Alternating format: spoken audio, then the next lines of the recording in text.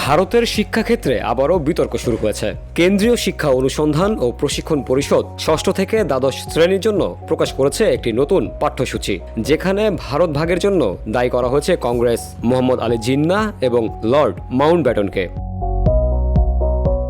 দেশভাগ একক কোনো ব্যক্তির সিদ্ধান্ত ছিল না, বরং তিনটি শক্তির মিলিত প্রয়াসে তা ঘটেছে।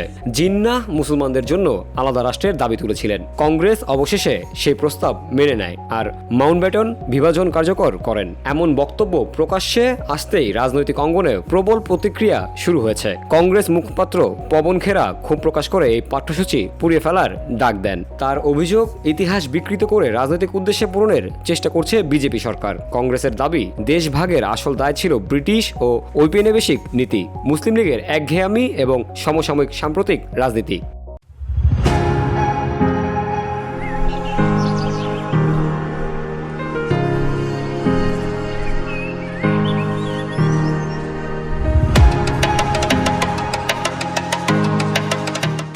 এর আগে মোদী সরকারের সময়ে পাঠ্যপুস্তক থেকে বাদ দেওয়া হয়েছিল মহাত্মা গান্ধীর হত্যাকারী নাথুরাম গডসের RSS যোগ সম্পর্কিত তথ্য।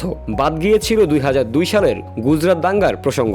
সমালোচকদের মতে হিন্দুত্ববাদী শক্তিকে রক্ষা করার জন্যই এইসব অধ্যায় মুছে ফেলা হয়েছে। এবার দেশভাগের দায় কংগ্রেসের ঘাড়ে চাপানোয় সরাসরি ভারতের স্বাধীনতা সংগ্রামের দলকে লক্ষ্যবস্তু করা হয়েছে। বিশ্লেষকদের মতে এই বিতর্ক কেবল দেশের অভ্যন্তরীণ রাজনীতি নয়, আন্তর্জাতিক ক্ষেত্রে প্রভাব ফেলতে পারে। ভারতবর্ষের ইতিহাসে কংগ্রেসের অবদানকে ছোট করা এবং ধর্মীয় দৃষ্টিকোণ থেকে বিভাজনের দায় নির্ধারণ করা বিদেশের শিক্ষাবিদদের চোখে ভারতের পাঠ্যক্রমের নিরপেক্ষতাকে প্রশ্নের মুখে ফেলেছে। একই সঙ্গে বিজেপি ও RSS যে নিজেদের ভাবমূর্তিকে ধর্মনিরপেক্ষ হিসেবে তুলে ধরতে চায়, সেই অবস্থানও দুর্বল হচ্ছে, কারণ ইতিহাসকে রাজনৈতিক স্বার্থে সাজানোর অভিযোগ আজ তারা কাঠগড়ায়।